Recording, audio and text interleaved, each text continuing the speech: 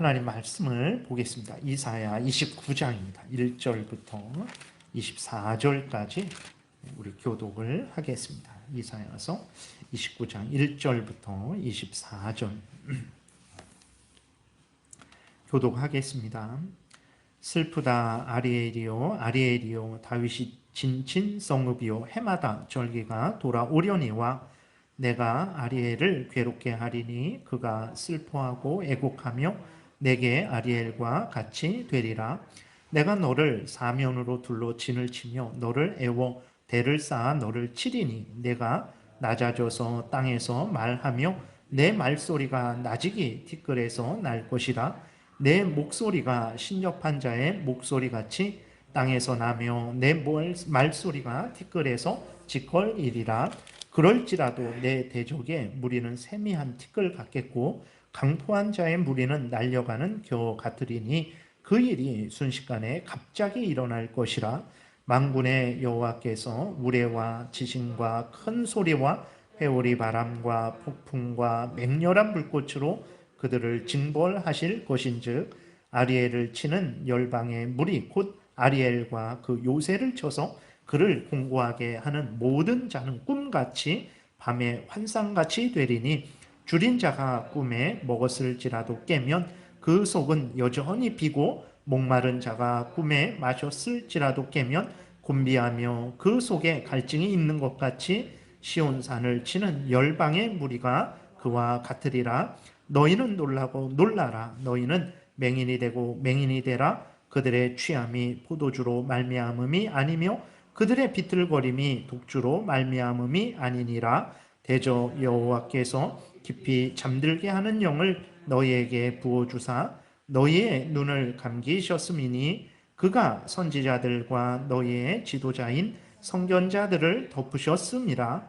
그러므로 모든 계시가 너희에게는 봉한 책의 말처럼 되었으니 그것을 글 아는 자에게 주며 이르기를 그대에게 청하노니 이를 읽으라 하면 그가 대답하기를 그것이 봉해졌으니 나는 못 읽겠노라 할 것이요 또 그 책을 글 모르는 자에게 주며 이르기를 그대에게 청하노니 이를 읽으라 하면 그가 대답하기를 나는 그를 모른다 할 것이니라. 주께서 이르시되 이 백성이 입으로는 나를 가까이하며 입술로는 나를 공경하나 그들의 마음은 내게서 멀리 떠났나니 그들이 나를 경외함은 사람의 계명으로 가르침을 받았을 뿐이라. 그러므로 내가 이 백성 중에 기이한 일 곧 기이하고 가장 기이한 일을 다시 행하리니 그들 중에서 지혜자의 지혜가 없어지고 명철자의 총명이 가려지리라. 자기의 계획을 여호와께 깊이 숨기려 하는 자들은 화 있을진저 그들의 일을 어두운 데서 행하며 이르기를 누가 우리를 보랴 누가 우리를 알랴 하니 너희의 패역함이 심하도다.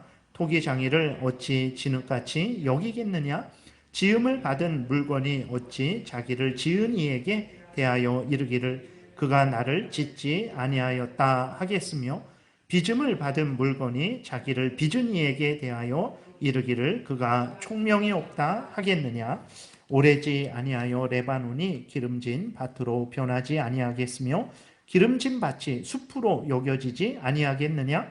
그날에 못 듣는 사람이 책의 말을 들을 것이며 어둡고 캄캄한 데에서 맹인의 눈이 볼 것이며 겸손한 자에게 여호와로 말미암아 기쁨이 더하겠고 사람 중 가난한 자가 이스라엘의 거룩하신 이로 말미암아 즐거워하리니 이는 강포한 자가 소멸되었으며 오만한 자가 그쳤으며 죄악의 기회를 엿보던 자가 다 끊어졌음이라. 그들은 송사로 사람에게 죄를 씌우며 성문에서 판단하는 자를 올무로 잡듯하며 헛된 일로 의인을 억울하게 하느니라. 그러므로 아브라함을 구속하신 여호와께서 야곱 족속에 대하여 이같이 말씀하시되 야곱이 이제는 부끄러워하지 아니하겠고 그의 얼굴이 이제는 창백해지지 아니할 것이며 그의 자손은 내 손이 그 가운데에서 행한 것을 볼 때에 내 이름을 거룩하다 하며 야곱의 거룩한 일을 거룩하다 하며 이스라엘의 하나님을 경외할 것이며 마음이 혼미하던 자들도 총명하게 되며 원망하던 자들도 교훈을 받으리라 하셨느니라. 아멘. 기도드리겠습니다. 살아계신 하나님 아버지 감사합니다. 이 시간 하나님의 말씀을 전하고 듣습니다. 성령께서 역사하셔서 성경을 통해서 알려주시는 하나님의 뜻을 잘 깨달아 알게 도우소서. 하나님이 알려주시는 대로 잘 믿고 따르게 도우소서. 여기에 우리의 본분이 있고 우리의 가장 복된 인생이 있음을 분명히 기억하고 하나님이 알려주신 대로 믿고 따라서 하나님의 영광을 드러내며 많은 사람을 유익하게 하며 우리도 하나님이 주시는 크신 은혜를 누리게 도우소서. 이 시간 성령께서 온전히 주장하시기를 간절히 바라고 예수 그리스도의 이름으로 기도드렸습니다. 아멘. 예, 오늘 본문을 통해서는 이제 하나님께서 하나님을 경외하지 않고 범죄하는 예루살렘 이스라엘 백성들을 책망하시는 내용과 또 하나님께서는 그럼에도 불구하고 하나님의 택한 백성들은 버리지 아니하시고 구원하시는 그러한 하나님의 크신 은혜가 기록되어 있는 것을 보게 됩니다. 그래서 하나님은 이러한 하나님의 역사하심을 보고 이스라엘 백성들로 하여금 그리고 모든 시대 모든 하나님의 택한 백성들로 하여금 하나님을 가까이 하고 하나님을 의지하고 하나님의 명령을 따를 것을 이제 알려주시는 것입니다. 1절에 보게 되면 슬프다 아리엘이요 아리엘이요 라고 이렇게 기록이 되어 있는데 이 아리엘이라는 뜻은 정확한 것은 잘 이렇게 명확하지는 않지만 이제 하나님의 제단, 하나님의 화덕 뭐 이러한 의미를 나타내는 것으로 보고 있어요. 근데 오늘 그 1절 다시 보면 슬프다 아리엘이요 아리엘이요 다윗이 진친 성읍이요 이렇게 기록된 것을 보니까 이 아리엘은 성전이 있는 예루살렘을 나타내는 것으로 오늘 기록이 되어 있는 것을 확인을 할 수 있어요. 근데 문제는 무엇이냐면 이제 하나님께서 이 아리엘을 괴롭게 해서 아리엘이 슬퍼하고 애곡하게 하겠다 이렇게 말씀을 하시고 아리엘이 하나님에게 아리엘과 같이 될 것이다 이렇게 말씀을 하세요. 2절에 보게 되니까 내가 아리엘을 괴롭게 하리니 그가 슬퍼하고 애곡하며 내게 아리엘과 같이 되리라. 그러니까 아리엘을 예루살렘을 괴롭게 하시겠다 이렇게 말씀을 하셔놓고 그 아리엘이 아리엘과 같이 되겠다. 다시 말해서 하나님께서 예루살렘을 쳐서 그 예루살렘이 뜨거운 불이 타오르는 제단이나 화덕같이 되게 하시겠다라는 것입니다. 그러니까 하나님께서 어마어마한 재앙을 예루살렘의 남유다에 내리시겠다. 그래서 그 예루살렘 남유다가 불이 타오르는 화덕과 제단과 같이 만들어 버리시겠다. 이렇게 말씀을 하시는 거예요. 그래서 3절, 4절에 보게 되면 하나님의 그 무서운 재앙으로 말미암아 이제 이스라엘 백성들이 신음하는 도대체 무슨 말을 하는지도 자기가 이렇게 말조차 이렇게 분명하게 낼 수 없는 그러한 비참한 가운데 있게 될 것을 하나님이 말씀을 하세요. 3절 4절 보니까 내가 너를 사면으로 둘러 진을 치며 너를 애워 대를 쌓아 너를 치리니 내가 낮아져서 땅에서 말하며 내 말소리가 나직이 티끌에서 날 것이라 내 목소리가 신접한 자의 목소리같이 땅에서 나며 내 말소리가 티끌에서 짓거리리라. 그러니까 어떤 그 귀신 들린 사람들이 주문을 외우고 뭐 이렇게 이상한 그 음성을 내는 것처럼 이 예루살렘 사람들이 무서운 재앙을 당해서 그 신음소리가 그렇게 난다라는 그러한 의미인 거예요. 실제로 하나님은 예루살렘이 아수르 군대 18만 5천에 둘러싸여 비참함을 맛보게 하셨어요. 그리고 그 후에 하나님은 또 바벨론에 의해서 3차례 예루살렘이 공격을 받고 완전히 멸망하게 하셨습니다. 그때의 상황이 얼마나 참담했는지 예레미야 애가에 보게 되면 이렇게 기록이 되어 있어요. 애가 2장 20절부터 보게 되면 바벨론의 침공을 받은 예루살렘의 상황을 이제 말을 하는 것입니다. 이렇게 기록되어 있습니다.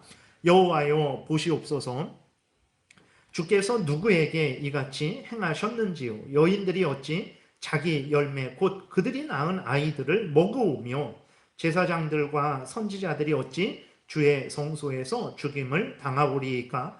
늙은이와 젊은이가 다 길바닥에 엎드러져 싸우며 내 처녀들과 내 청년들이 칼에 쓰러졌나이다. 주께서 주의 진노의 날에 죽이시되 긍휼히 여기지 아니하시고 도륙하셨나이다. 주께서 내 두려운 일들을 사방에서 부르시기를 절기 때 무리를 부름같이 하셨나이다. 여호와께서 진노하시는 날에는 피하거나 남은 자가 없나이다. 내가 낳아 기르는 아이들을 내 원수가 다 멸하였나이다 라고 이렇게 기록이 되어 있는 거예요. 그러니까 하나님께서 정말 예루살렘의 남유다 백성들에게, 이스라엘 백성들에게 얼마나 무서운 재앙을 내리셨는지, 자기의 그 자식을 그 어미가 잡아먹는 이러한 일들까지 이제 겪게 된 거예요. 그래서 말씀하신 대로 하나님은 예루살렘을 불타오르는 화덕 제단같이 만들어 버리신 거예요. 그래서 그러면 이스라엘이, 하나님은 또 이러한 재앙만 내리신 것이 아니라 그들에게 영적인 재앙도 내리셨어요. 9절부터 보게 되니까, 오늘 본문 9절에 보게 되니까, 너희는 놀라고 놀라라. 너희는 맹인이 되고 맹인이 되라. 그들의 취함이 포도주로 말미암음이 아니며 그들의 비틀거림이 독주로 말미암음이 아니니라.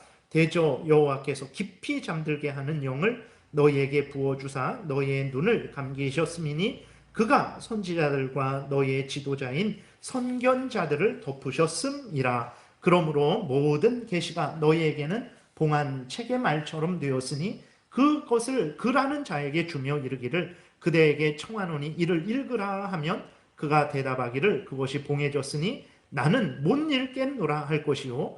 또 그 책을 글 모르는 자에게 주며 이르기를 그대에게 청하노니 이를 읽으라 하면 그가 대답하기를 나는 그를 모른다 할 것이니라. 이렇게 기록이 되어 있습니다. 그러니까 하나님께서 예루살렘 사람들, 그리고 예루살렘 사람들의 그 하나님의 백성들의 눈을 감기게 하셨다 그랬어요. 선지자들, 선견자들을 깊이 잠들게 하셨다, 이렇게 기록이 되어 있습니다. 그러니까 하나님께서 예루살렘 사람들로 하여금, 선지자들로 하여금, 하나님의 사람들로 하여금 하나님의 뜻을 알려주지 않은 거예요. 하나님의 뜻을 알지 못하도록 그들의 눈을 가리고 깨닫는 마음을 주지 않은 것입니다. 여러분, 우리가 성경을 어떤 경우에 이렇게 읽는데 어떤 경우에는 도대체 이 성경이 눈에 들어오지 않고 정말 이해하지 못하는 그런 경우도 있죠. 어떤 경우에는 하나님의 말씀이 내 마음속으로 그냥 바로 이렇게 들어오는 경우도 있어요. 그러나 그렇지 않을 때가 있죠. 왜 그렇습니까? 그것은 하나님께서, 성령께서 우리의 눈을 열어주지 않아서 그래요. 그때는 어떻게 해야 됩니까? 다시 멈추고 기도하고 믿음으로 성경을 읽어야 되는 거예요. 그러니까 우리들이 이렇게 성경을 읽을 때에, 그 다음에 설교를 이렇게 들을 때에 서로 하나님의 말씀을 전하고 듣고 그 의미를 우리가 이해하고 아멘하고 그 말씀을 좋아하고 그 말씀대로 살아가려고 하는 것은, 여러분, 그거 하나님의 은혜입니다. 성령이 그렇게 역사하시는 거예요. 그래서 성경을 읽었는데 하나님의 뜻을, 예를 들어서 이웃을 내 몸과 같이 사랑하라 라고 읽어서 아멘 그랬는데 그것을 우리가 그대로 따라 행하지 않으면 그것은 하나님을 거역하는 것이라는 것을 기억해야 됩니다. 북한의 김정은 같은 사람만, 신천지 이만희 같은 사람만 하나님을 거역하는 게 아니고, 우리가 설교를 듣고 하나님의 뜻을 알고 그것을 깨닫고 믿고 따라야 되는데 그렇게 하지 않는 그것이 바로 하나님을 거역하는 것이라는 것을 기억을 해야 되는 거예요. 왜 그러냐? 그것은 성경을 읽을 때, 설교를 들을 때 깨닫는 것은 성령께서 깨닫게 하시고 은혜 주셔서 그런 거거든요. 근데 그것을 듣고도 행하지 않는다? 그것은 성령께서 인도하신 것에 대해서 거역하는 것이라는 것을 우리가 다시 한번 생각을 해야 되는 것입니다. 근데 어쨌든 하나님께서 이스라엘 백성들에게 하나님의 뜻을 알지 못하도록 은혜를 내려주시지 않은 거예요. 그래서 선지자들도 하나님의 뜻을 알지 못하는 거예요. 깨닫지 못해요. 그 율법책을 갖다 줘도 그 의미를 깨닫지를 못하는 거예요. 그러니까 무식한 자나 글을 배우지 못한 자나 선지자나 왕의 자리에 있는 그러한 높은 자리에 있는 사람들이나 낮은 자리에 있는 사람들이나 모두가 하나님의 말씀을 알지 못하는 거예요. 그렇게 되니까 어떻게 합니까? 어디로 가야 될지, 무슨 일을 해야 될지 전혀 알지 못하는 거예요. 그래서 비틀거리는 거예요. 술을 먹지 않았는데도 그들이 비틀거리는 거예요. 어디로 가야 되고 무슨 일을 해야 되는지 그것을 알지 못하니까 이리저리 방황을 하게 되는 거죠. 잠언 29장 18절에 보게 되면 묵시가 없으면 백성이 방자히 행한다 그랬어요. 그러니까 묵시는 하나님의 말을 하는 것입니다. 하나님의 말씀이 우리들에게 없다. 그러면 어떻게 되겠습니까? 당연히 하나님의 말씀이 없으면 우리는 방자히 행하는 거예요. 방탕하게 행하는 것입니다. 방종하게 행하게 되는 거예요. 그러니까 십계명이 만약에 없다라고 생각을 해보세요. 십계명이 없다. 그러면 우리가 하나님을 향해서 바르게 걸어갈 수 있겠습니까? 우리가 이웃을 향해서 바르게 걸어갈 수 있겠습니까? 없어요. 그러니까 십계명이 있어도 그것을 깨달아 알지 못하고 마음에 새기지 못하고 그것을 순종하고자 하는 마음이 없으면 그냥 우리에게는 없는 것과 같은 거죠. 그러니까 하나님께서 이스라엘 백성들에게 이러한 재앙을 내려주신 거예요. 그러니까 육신적으로도 나라가 멸망하는 재앙을 주시기도 하시고 그 가운데 하나님의 뜻을 깨닫지 못하는 그러한 재앙도 하나님께서 주신 것이죠. 그래서 오늘 본문 3절, 4절에 보게 되면 이 일은 하나님이 행하신 것이다 라고 분명하게 말씀을 하고 있어요. 내가 너를 사면으로 둘러 진을 치며 너를 애워 대를 쌓아 너를 치리니 내가 낮아져서 땅에서 말하며 내 말소리가 낮이기 티끌에서 날 것이라. 내 목소리가 신접한 자의 목소리같이 땅에서 나며 내 말소리가 티끌에서 짓거리리라 라고 하나님이 이스라엘 백성들을 향해서 재앙을 내리실 것이다 라고 이렇게 하나님이 분명하게 말씀을 하셨어요. 이 모든 재앙은 하나님이 하신 일이다 라고 하나님이 밝히셨습니다. 그러면 왜 하나님께서 이렇게 이스라엘 하나님의 백성들로 하여금 그 예루살렘을 불타오르는 화덕같이 되게 하는 그러한 재앙을 내리셨을까요? 왜 아수르에 의해서 바벨론에 의해서 공격을 받아서 멸망당하게 되고 그것도 하나님의 뜻을 전혀 깨달아 알지 못하는 그러한 무지한 자들이 되는 재앙을 내렸을까요? 그것은 이제 우리가 본문을 통해서 알 수 있는데 이스라엘 백성들이 하나님을 경외하고 의지하지 않았기 때문에 그렇습니다.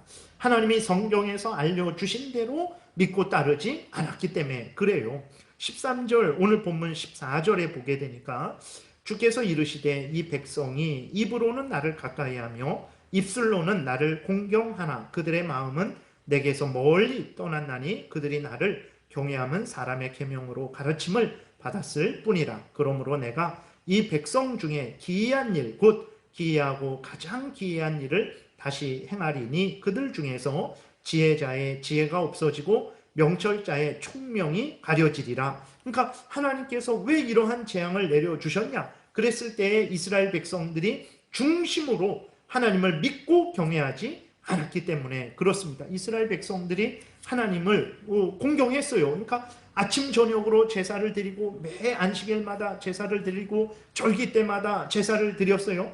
그리고 하나님의 율법을 항상 낭독하고 전하고 들었습니다. 근데 그렇게 했는데 그것이 어떤 마음으로 했냐면 정말 마음과 뜻과 정성과 목숨을 다해서 하나님을 사랑하는 마음으로 하지 않았어요.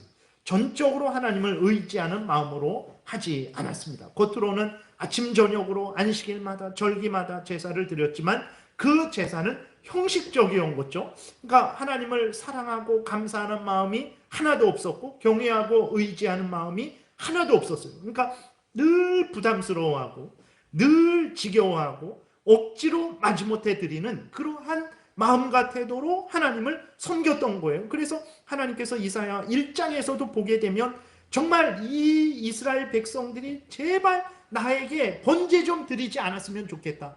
아주 내가 그것들로 인해서 지겹다. 그리고 이 사람들 말라기에도 보게 되면 이 사람들이 내 성전문에 들어오지 못하도록 그 문을 닫아줬으면 좋겠다 라고 이렇게 기록이 되어 있어요. 그러니까 말라기서 1장 13절에도 보게 되면 이렇게 이스라엘 백성들의 마음 상태를 하나님께서 지적을 하십니다. 만군의 여호와가 이르노라 너희가 또 말하기를 이 일이 얼마나 번거로운고. 그러니까 그러니까 하나님 앞에 하나님의 말씀을 전하고 듣고 그 말씀을 따라 살아가고 그 다음에 이제 뭐 제사를 드리고 안식일을 지키고 이러한 모든 하나님을 섬기는 그 일들에 대해서 그 제사장들도 그렇고 그 다음에 이스라엘 백성들도 그렇고 너무나 지겨워한 거예요. 너무나 짐스러워한 거예요. 그래서 이 안식일이 언제 빨리 끝날까 이러한 생각으로 가득 찼던 것이죠. 그래서 번거로워하며 코웃음치고 아유 대강대강 하자. 아유 뭐 그러면서 훔친 물건, 저는 것, 그 다음에 병든 것을 하나님 앞에 드리고 하나님을 아주 멸시한 거죠. 사람에게도 그렇게 하지 않습니다. 사람에게 선물을 줄 때 뭐 다 쓰던 거 어디 창고에 있는 거 그거 가져다가 먼지 많이 쌓인 거 그거 갖다 주면 선물 받겠습니까? 절대. 오히려 사람들이 화를 내죠. 근데 우리 사람들은, 이스라엘 백성들도 아마 그랬을 거예요. 그러니까 자기들을 다스리는 총독에게, 그 다음에 어떤 눈에 보이는 사람들에게는 아주 좋은 거, 보기에 좋은 거, 값진 것을 주고 그랬지만 하나님께는 훔친 것, 저는 것, 병든 것, 사람도 받지 않는 그런 것들을 그냥 아유 대강대강 갖다 주어. 하나님 뭐라 그러기 전에 아유 그냥 갖다 드려. 이런 식으로 이제 벌 주시니까 벌 받지 않으려는 형식적인 그러한 마음과 태도로 하나님 앞에 이제 그 제사를 드렸던 거죠. 그러니까 이사야 당시 이스라엘 백성들이 이러한 마음과 태도로 이제 하나님을 섬겼던 거예요. 섬긴 것도 아니죠. 그냥 지겨워서 어쩔 수 없이 행했던 거죠. 그리고 이스라엘 백성들이 하나님을 얼마나 우습게 알았냐면 하나님을 자기들과 같이 여겼어요. 그러니까 창조주 하나님, 참되신 하나님을 인간처럼 여긴 거예요. 그리고 하나님을 속입니다. 하나님을 아주 만홀히 여기는 거죠. 15절부터 16절에 보게 되니까 자기의 계획을 여호와께 숨기려 하는 자들은 와 있을진저. 왜 숨기냐면 죄된 계획이니까 숨기는 거예요. 그러니까 하나님이 모르겠지. 그러니까 사람들은 사람들과 사람들 사이에서는 숨기면 모릅니다. 여기에 있는 뭐 제 핸드폰을 제 속주머니에 이렇게 숨기면 여러분들이 알겠습니까? 몰라요. 근데 하나님을 그런 인간처럼 생각을 하는 거예요. 내가 계획을 숨기면, 내 죄된 계획을 숨기면 하나님이 알까? 어떻게 아시겠어? 또 안다고 한들 어떻게 아시겠어? 이런 식으로 이스라엘 백성들이 하나님을 대했던 거죠. 15절 다시 보면 자기의 계획을 여호와께 깊이 숨기려 하는 자들은 와 있을진저 그들의 일을 어두운 데에서 행하며 이르기를 누가 우리를 보랴? 누가 우리를 알랴? 그러니까 하나님이 아시겠어? 하나님이 내 속으로 생각하고 내 속으로 계획한 것을 아시겠어? 이런 마음과 태도를 가진 거죠. 인간은 모르지만 하나님은 전지전능하셔서 심령과 골수를 찔러 쪼개시죠. 그것을 다 아시는 하나님인데 하나님을 인간처럼 생각하는 거죠. 우습게, 하나님을 우습게 생각을 하는 거예요. 그리고 16절에 보게 되니까 너희의 패역함이 심하도다 그랬어요. 이스라엘의 그 범죄함이, 하나님을 향한 그 범죄함이 너무 크다라는 거예요. 그러면서 어떻게 이스라엘 백성들이 또 하나님을 생각했냐면 토기장이를 어찌 진흙같이 여기겠느냐? 지음을 받은 물건이 어찌 자기를 지은 이에게 대하여 이르기를 그가 나를 짓지 아니하였다 하겠으며 빚음을 받은 물건이 자기를 빚은 이에게 대하여 이르기를 그가 총명이 없다 하겠느냐. 그러니까 그럴 수 없는 일인데 이스라엘 백성들이 이렇게 했다라는 거예요. 하나님을 인간처럼 생각하고 또 자기를 만드신 하나님을 자기처럼 생각을 하는 거죠. 그러면서 하나님에게 총명이 없다, 하나님을 오히려 책망을 하는 거예요. 하나님 왜 그렇게 하셨어요? 하나님 왜 하늘은 이렇게 만드셨어요? 왜 지구는 둥글게 만드셨어요? 왜 인간은 이렇게 만드셨어요? 왜 저는 이렇게 생기게 만드셨어요? 그러니까 나를 지으신 하나님, 인간을 지으신 하나님, 그 전지전능하신 능력으로 행하신 그 하나님의 역사를 보고 하나님 잘못했습니다. 왜 그렇게 하셨어요? 저렇게 하시는 게 더 지혜롭고 능력이 있는데 하나님이 지혜가 있고 능력이 있는 분입니까? 라고 이스라엘 백성들이 하나님을 향해서 그렇게 원망불평을 한 거죠. 하나님한테 총명이 없습니다. 하나님은 지혜가 없습니다. 라고 이렇게 하나님을 향해서 이스라엘 백성들이 그렇게 하나님 앞에서 그런 마음과 태도를 지은 거예요. 그러니까 이렇게 이스라엘 백성들이 하나님께 범죄했기 때문에 하나님께서 이스라엘 백성들에게 바벨론에 의해서, 아수르에 의해서 침략을 당하게 하신 것이고 그들에게, 그 악한 자들에게 하나님께서 그 생명의 진리의 말씀, 이 성경 말씀은 얼마나 복된 말씀입니까? 우리로 예수 그리스도를 믿어서 구원에 이르는 지혜를 주는 하나님의 말씀이에요. 그리고 하나님의 사람을 교훈하고 책망하고 의로 교육하고 바르게 해서 하나님의 사람으로 온전하게 성숙하고 성장하게 하는 진리의 말씀입니다. 이것은 1000년 전에도 진리의 말씀이고 또 지금도 진리의 말씀이고 예수님 언제 오실지 모르지만 영원토록 진리의 말씀인 거예요. 이 말씀을 깨닫지 못하게 하신 거죠. 이 은혜를 누리지 못하게 하신 것입니다. 그러니까 근데 그런 생각을 할 수 있어요. 그러면 왜 우리가 하나님을 경외해야 되는가? 하나님을 경외하지 않는 것이 그렇게 큰 죄인가? 하나님을 경외하지 않아서 이러한 재앙을, 그러니까 예루살렘이 화덕과 같이 되는 재앙, 그 불타는 그 화덕과 같이 되는 그러한 무서운 재앙을 당했는데 하나님을 경외하지 않는 것이 그렇게 큰 죄인가?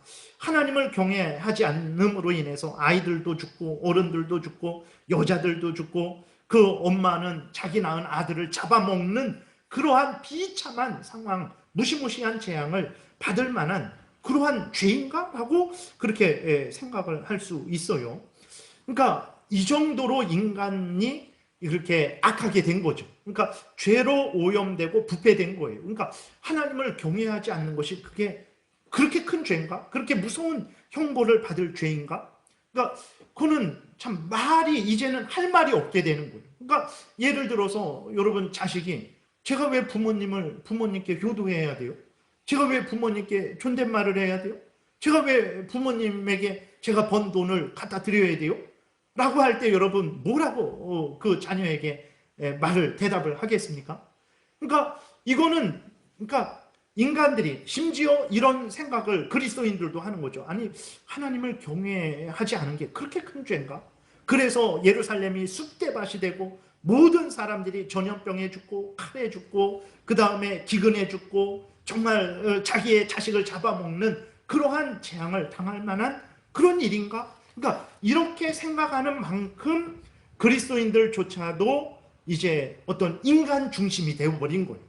그것이 인간 중심이 나 중심이 되어버린 거예요. 그러니까 자식이 부모 앞에서 내가 왜 부모님께 효도해야 돼요? 왜 부모님의 말을 들어야 돼요? 라고 했을 때 그걸 어떻게 설명을 해주겠습니까?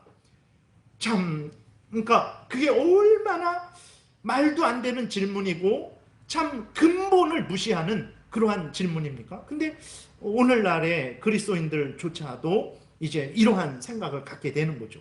그러니까 이스라엘 백성들도 그런 생각을 가진 것이고 문제는 오늘날의 그리스도인들도 왜 우리가 내 인생인데 하나님을 향해서 내 인생을 바쳐야 되지? 내 물질인데 왜 내 물질을 바쳐야 되지? 이러한 내 시간을 왜 바쳐야 되지?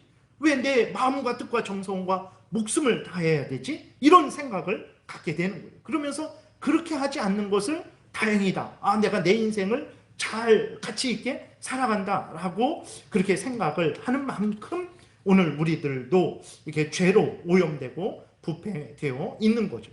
그러니까 왜 하나님을 경외해야 됩니까? 그것이 그냥 그건 하나님의 뜻입니다. 그러니까 하나님을 오늘 이스라엘 백성들이 하나님을 자기들과 같이 여겼어요. 그러니까 창조주 하나님을 피조물과 같이 여겼어요. 토기장이신 하나님을 토기와 같이 여기고 하나님한테 총명이 없습니다 라고 이렇게까지 하나님을 향해서 참 하나님을 책망을 하는 그러한 죄악을 저질렀죠. 그러니까 그 정도로 이제 그 하나님의 뜻이다 그랬을 때 하나님을 오늘날에 많은 사람들이 하나님을 생각할 때 하나님을 창조주 하나님이요 구원주 하나님이요 절대 주권자 하나님으로 여기지 않아요. 하나님은 마치 우리의 친구가 되셔갖고 그냥 우리와 같이 그냥 좋게 사이좋게 지내시는 분 뭐 그러한 정도로 하나님을 많이 여기는 거죠. 그래서 권위가 없어요. 권위가 없습니다. 그러니까 절대자 하나님에 대한 권위 그게 하나님의 뜻이야. 그러면 아멘하고 그 뜻을 따르는 것이 피조물의 본분인데 그게 왜 하나님의 뜻이에요? 왜 우리가 그 뜻에 순종을 해야 되죠? 그것은 마치 내가 왜 부모님께 효도를 해야 되지? 내 인생인데? 라고 하는 것과 같이 아주 완전히 망가진 그러한 양심이 망가진 상태에서만 나오는 그런 생각인 거죠. 근데 그것이 너무나 보편적으로 되게 되니까 인간의 본분은 하나님을 영화롭게 하고 하나님을 영원토록 즐거워하는 것이다. 다른 성경의 표현으로 전도서 12장의 말씀으로 하나님을 경외하고 그 명령을 따르는 것이다. 뭐 고린도전서 10장 말씀대로 먹든지 마시든지 무엇을 하든지 하나님의 영광을 위해서 살아가는 것이다. 로마서 14장 말씀대로 죽어도 주를 위해 살고 살아도 주를 위해 살고 사나 죽으나 주를 위하는 인생을 살아가는 것이다. 뭐 그 마태복음 6장에 있는 말씀대로 먼저 그의 나라와 그의 의를 구하는 것이다 라는 것이 우리에게 절대적으로 다가오지 않는 거예요. 그러니까 그것은 무엇을 표현하는 것이냐면 그만큼 하나님을 하나님으로서 여기고 섬기지 않는다라는 거예요. 그리고 그 하나님의 뜻을 우리들의 본분으로 삼고 있지 않다라는 거예요. 그러니까 하나님은 처음부터 하나님이 이사야에서 말씀을 하실 때 42장에서 이 백성을 왜 지었습니까? 나를 위해서 지었다. 나의 찬송을 부르게 하려고 이 백성을 지었다. 그것은 이스라엘 백성들을 택하신 그것뿐만 아니라 모든 인간들을 살아계신 하나님께서 처음에 창조하실 때에 하나님을 경외하고 하나님의 명령을 따르게 하시려고 하나님께서 창조를 하신 거거든요. 그러니까 인간이 하나님을 경외하는 것은 그거는 본분입니다. 본분. 그것은 근본이에요. 그것은 이유가 없는 답변입니다. 그리고 하나님께서 창세기 18장 19절에도 보게 되면 아브라함을 택하실 때 하나님이 분명히 말씀을 하셨어요. 그러니까 이스라엘 백성들을 이제 만드시기 시작하실 때에 하나님이 왜 이스라엘 백성들을 만드는지를 분명하게 말씀을 하셨죠.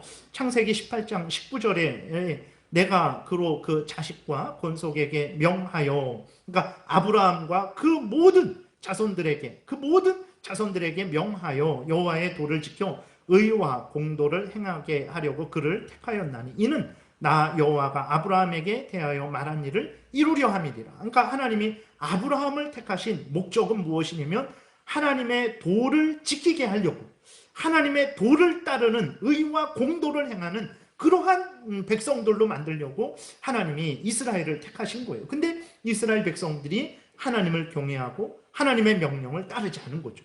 하나님을 우습게 알고 하나님을 자기들과 같이 피조물로 내려놓고 하나님을 향해서 뭐라고 말하냐면 하나님은 총명이 없습니다 라고까지 말하는 정도로 그렇게 교만해졌던 거예요. 그리고 고린도후서 5장에 보게 되면 예수 그리스도 안에서 우리를 구원하신 목적이 분명합니다. 그가 모든 사람을 대신하여 죽으심은 살아있는 자들로 하여금 다시는 그들 자신을 위하여 살지 않고 오직 그들을 대신하여 죽었다가 다시 살아나신 이를 위하여 살게 하려 합니다. 그러니까 하나님께서 창조하신 목적, 그 다음에 그 죄인들이 타락했는데 그 죄인들을 예수 그리스도 안에서 구원하신 목적은 동일한 거예요. 하나님의 영광을 위해서 살아가게 하는 것, 그것은 절대 법칙인 거예요. 이유가 없는 거예요. 왜 그런 법을 만들었어요? 뭐 국가의 헌법 같은 것도 헌법재판소가 있어서 그것을 해석할 수 있죠. 그러나 그것은 인간의 법이기 때문에 그럴 수 있는 거예요. 그러나 하나님의 법은 하나님이 절대자 하나님이 절대적으로 명령하신 거거든요. 그러면 그것이 절대 법입니다. 이유가 없는 거예요. 그러면 인간은 그 절대자 하나님의 법에 따라 믿고 살아가는 거예요. 그것이 인간이 행해야 될 본분이죠. 근데 이러한 본분을 행하지 않은 거죠. 하나님을 절대자, 절대 주권자로 여기지 않고 지극히 존귀하신 하나님으로 여기지 않고 자신들과 같이 여기고 자신들보다 지혜가 없는 하나님이라고 그렇게 생각을 하지 않은 거예요. 그러니까 하나님을 경외하지 않는 것입니다. 그러니까 하나님의 말씀을 따르지 않는 거예요. 그런 마음과 태도가 있으니까 그렇게 하나님 앞에서 그 하나님을 억지로 마지못해 그렇게 아주 우습게 하찮게 대하게 되는 거죠. 정말 우리들이 이것은 정말 그 당시 이스라엘 백성들의 정말 배은망덕한 죄고 가장 패역한 죄죠. 그리고 오늘날 우리들도 많이 실수하는 부분들입니다. 오늘날 정말 그리스도인들이, 불신자들은 둘째치고 그리스도인들도 정말 하나님을 사람보다 못하게 생각하는 경우가 많아요. 사람은 두려워해도 하나님은 두려워하지 않는 경우가 많습니다. 사람들의 인정은 잃어버리는 것을 안타까워해도 하나님의 인정을 잃어버리는 것은 신경도 쓰지 않죠. 돈은 잃어버리는 것을 견디지 못하지만 하나님의 은혜를 잃어버리는 것은 뭐 그 어쩔 수 없는 것 아닌가 이렇게 생각하는 경우가 많아요. 이것이 바로 오늘날 이런 마음과 태도가 이스라엘 이사야 당시 그러한 이스라엘 백성들이 가졌던 마음과 태도죠. 그러니까 이러한 마음과 태도를 가지니까 하나님을 경외하지 않는 것이 얼마나 큰 죄인지를 모르는 거예요. 그러니까 아담이 하나님의 말씀을 따르지 않고 선악을 알게 하는 나무의 열매를 먹은 것이 큰 죄악인지 잘 마음에 와닿지 않는 거죠.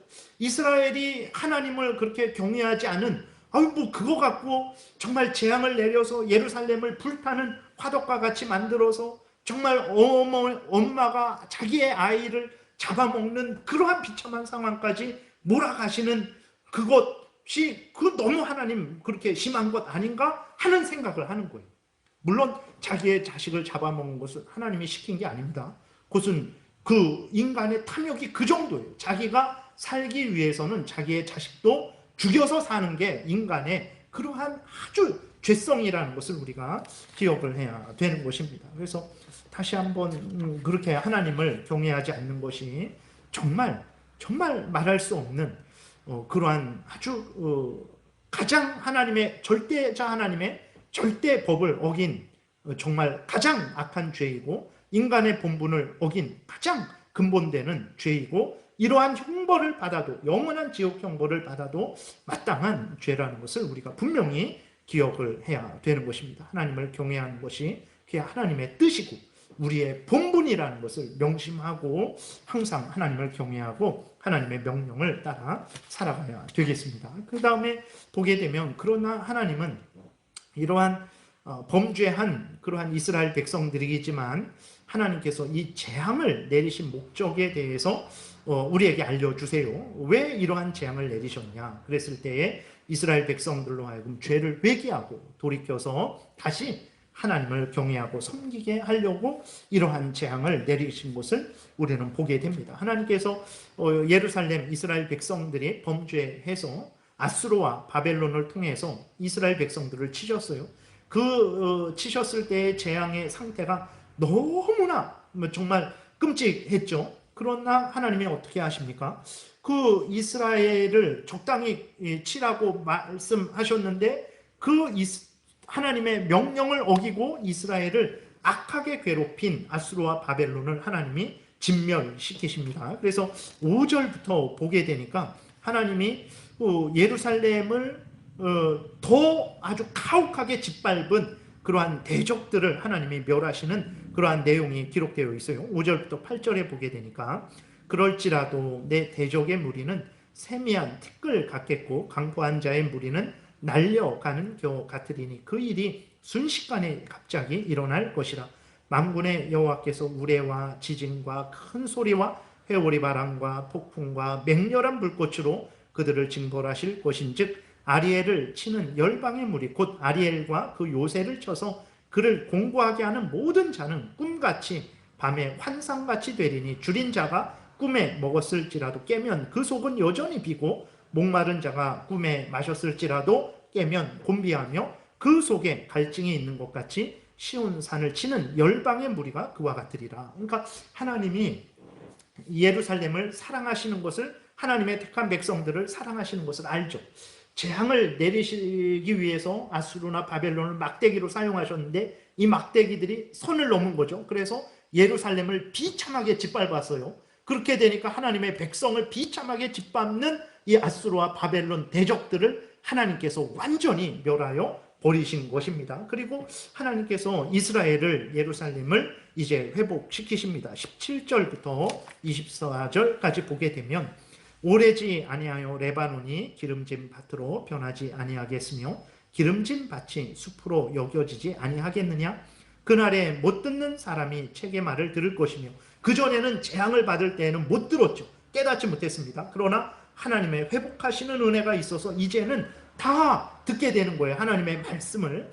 그날에 못 듣는 사람이 책의 말을 들을 것이며 어둡고 캄캄한 데에서 맹인의 눈이 볼 것이며 겸손한 자에게 여호와로 말미암아 기쁨이 더하겠고 사람 중 가난한 자가 이스라엘의 거룩하신 이로 말미암아 즐거워하리니 이는 강포한 자가 소멸되었으며 오만한 자가 그쳐졌으며 죄악의 기회를 엿보던 자가 다 끊어졌습니다. 그러니까 하나님께서 이제 이 재앙을 통해서 이스라엘 가운데 있는 모든 죄를 회개하고 돌이키게 하고 아주 그 위선적이고 악한 자들을 하나님께서 벌하신 거죠. 그래서 21절, 그들은 송사로 사람에게 죄를 씌우며 성문에서 판단하는 자를 올무로 잡듯하며 헛된 일로 의인을 억울하게 하느니라. 그러므로 아브라함을 구속하신 여호와께서 야곱 족속에 대하여 이같이 말씀하시되 야곱이 이제는 부끄러워하지 아니하겠고 그의 얼굴이 이제는 창백해지지 아니할 것이며 그의 자손은 내 손이 그 가운데에서 행한 것을 볼 때에 내 이름을 거룩하다 하며 야곱의 거룩한 일을 거룩하다 하며 이스라엘의 하나님을 경외할 것이며 마음이 혼미하던 자들도 총명하게 되며 원망하던 자들도 교훈을 받으리라 하셨느니라. 그러니까 그렇게 하나님을 경외하지 않고 하나님을 자기들과 같이 여기고 하나님을 향해 총명이 없다라고 패역한 죄악을 행한 이스라엘을 하나님께서 징계하셔서 그들로 회개케 하시고 그들의 더러운 것들, 죄된 것들을 정결하게 하시고 그들을 다시 회복시켜 주시는 은혜를 내려주신 거예요. 이것은 이제 예수 그리스도로 말미암아서 이러한 은혜가 있게 될 것을 또한 신약시대를 또한 이렇게 예표하고 있는 말씀이기도 해요. 그러니까 이사야 당시에 그 이스라엘 백성들에게 은혜를 내려주시는 것이고 또 예수님이 오셔서 이러한 은혜를 주실 것이다라는 것도 함께 포함된 말입니다. 말씀을 이제 천천히 정리를 하면 하나님이 이스라엘을 향해서 가지신 그 마음은 예레미야 17장에 있는 말씀대로 재앙이 아니라 평안이고 장래의 소망이죠. 그러니까 하나님이 이스라엘 백성들을 택하셔서 그 이스라엘 백성들로 하여금 하나님을 경외하고 하나님의 명령대로 살게 하신 것은 하나님의 영광을 위한 것이지만 하나님의 영광을 위할 때 하나님이 그렇게 정하신 대로 행할 때 그때의 이스라엘 백성들이 가장 복되게 되는 것입니다. 그래서 하나님이 명령하신 대로 하나님을 경외하고 그 명령을 따라 살아가는 것은 이스라엘 백성들 자신의 행복을 위한 거죠. 그래서 신명기 10장 12절에 하나님이 이렇게 분명하게 말씀을 하셨어요. 이스라엘아, 내 하나님 여호와께서 내게 요구하시는 것이 무엇이냐? 혼내 하나님 여호와를 경외하여 그의 모든 도를 행하고 그를 사랑하며 마음을 다하고 뜻을 다하여 내 하나님 여호와를 섬기고 내가 오늘 내 행복을 위하여 내게 명하는 여호와의 명령과 규례를 지킬 것이 아니냐. 16절에 그러므로 너희는 마음에 할례를 행하고 다시는 목을 곧게 하지 말라. 그러니까 하나님, 우리는 이 땅에서 오해를 하는 것은 내가 하나님을 향해 마음과 뜻과 정성과 목숨을 다하면 내 인생이 이게 뭔가 라는 생각을 한단 말이에요. 손해본다라는 생각을 해요. 그러나 그러지 않습니다. 하나님의 명령을 따라 내 마음과 뜻과 정성과 목숨을 다하고 이웃을 내 몸과 같이 사랑하는 삶, 십계명을 따라 살아가는 그 삶은 오히려 우리를 가장 복되게 한다라는 거예요. 그게 하나님의 영광을 위하지만 그 하나님의 영광을 위할 때 우리가 가장 복되게 한다라는 것을, 이것을 하나님이 알려주시는 건데 이스라엘 백성들은 착각을 했죠. 그렇게 하면 자기의 인생이 손해보는 줄 알았던 거예요. 자기의 행복이 다른 데 있는 줄 알았던 거예요. 세상에 자기의 행복이, 돈에, 강대한 나라에, 우상에, 자신 마음대로 행하는 것에, 하나님을 멀리하는 것에 무언가 있는 줄 알았는데 거기에는 화덕같이 되는 정말 뜨거운 재앙이 내리는 것밖에 없었던 거죠. 그러한 이스라엘, 어리석은 범죄하는 이스라엘 백성들을 하나님께서 때리셔서 그들의 더러운 잘못된 모든 것들을 다 제하시고 위선자들을 제하시고 다시 새롭게 하셔서 하나님께서 복되게 하시는 그러한 내용이 오늘 본문에 기록된 거예요. 그래서 이사야 당시 이스라엘 백성들로 하여금 모든 시대 모든 하나님의 택한 백성들로 하여금 하나님을 경외하고 의지할 것을 이제 알려주시는 거죠. 오늘 그리스도인들을 향한 하나님의 뜻도 동일합니다. 창조주 하나님, 구원주 하나님, 절대 주권자 하나님, 지극히 존귀하신 하나님을 경외하고 하나님의 명령을 따라 살아가는 이것이 본분이에요. 여기에 하나님의 창조의 뜻, 구원의 목적이 있는 것이고 여기에 우리의 가장 큰 행복이 있는 것이고 그 다음에 우리가 다른 사람들에게 가장 유익을 끼칠 수 있는 그 길이 바로 하나님을 경외하고 하나님의 명령을 따르는 데 있는 거죠. 이것이 우리를 향한 하나님의 뜻이고 본분이고 그리고 여기에 참된 행복이 있다라는 것을 우리가 분명히 믿어야 되겠습니다. 이것을 가르치시기 위해서 한 개인의 인생 속에서 때로는 웃게도 하시고, 때로는 울게도 하시고, 때로는 병들게도 하시고, 때로는 건강하게도 하시고, 때로는 그 생명을 일찍 데려가 지기도 하는 거예요. 그리고 이 온 인류 역사를 하나님께서 아직까지 이끌어 가고 계신 것입니다. 그래서 이러한 하나님의 뜻을 잘 깨달아 알고 하나님이 알려주신 대로 믿고 따르는 복된 신앙의 삶을 우리가 살아야 되겠습니다. 기도드리겠습니다. 살아계신 하나님 아버지, 이 인류 모든 역사가 왜 하나님 아직까지 이어지고 있습니까? 왜 우리가 이 가운데에서 예수 그리스도를 믿고 구원받아서 하나님의 자녀로서 또 은혜를 계속해서 누리고 있습니까?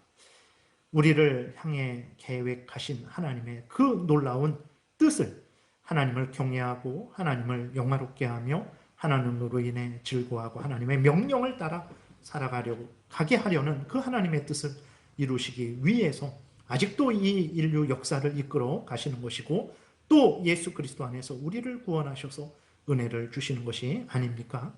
하나님, 이러한 하나님의 뜻을 분명하게, 하나님의 목적을 깨달아 알고 살아있는 동안에 하나님이 원하시는 대로 하나님을 경외하고 하나님의 명령을 따르게 도우소서.